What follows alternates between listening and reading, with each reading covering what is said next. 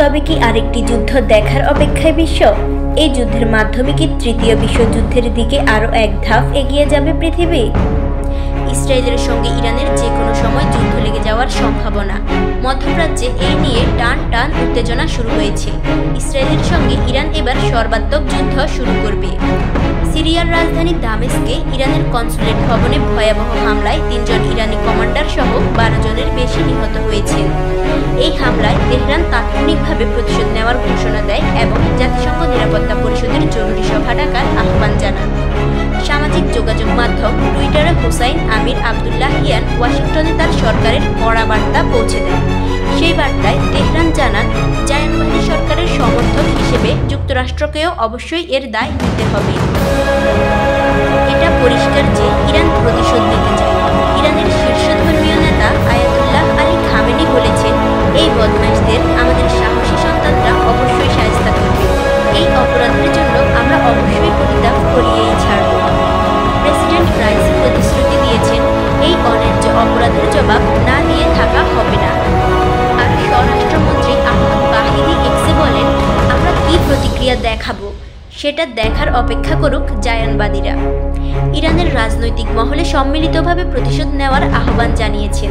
এদের অনেকে অন্য দেশে ইসরায়েল দূতাবাসে প্রতিশোধমূলক হামলা করার দাবি জানিয়েছেন।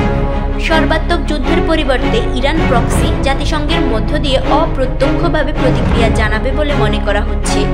বড় ধরনের আক্রমণের বদলে তেহরান একগুচ্ছ ছোট হামলার মধ্য দিয়ে বদলা নিতে পারে বলে মনে করেন আন্তর্জাতিক থিঙ্ক ট্যাঙ্ক চ্যাটাম হাউসের মধ্যপ্রাচ্য ও উত্তর আফ্রিকা কর্মসূচির পরিচালক সনাম ফাকি।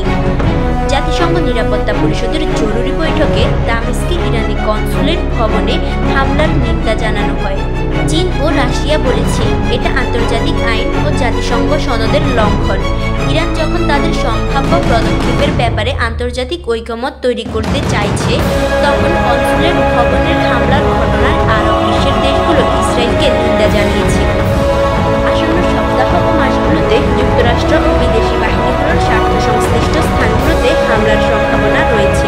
এ বছরের শুরুর দিকে জর্ডান সিরিয়া সীমান্তে ইরান সমর্থিত প্রক্সি গোষ্ঠীর হামলায় কয়েকজন আমেরিকান সেনা নিহত হন। গাজা যুদ্ধে ইসরায়েলকে সমর্থন দেওয়ার কারণে মার্কিন সেনাদের উপর এই হামলা হয়। এর পাল্টায় যুক্তরাষ্ট্রও বেশ কয়েক দফা হামলা চালায়। এরপর পরিস্থিতি আবার শান্ত হয়ে যায়।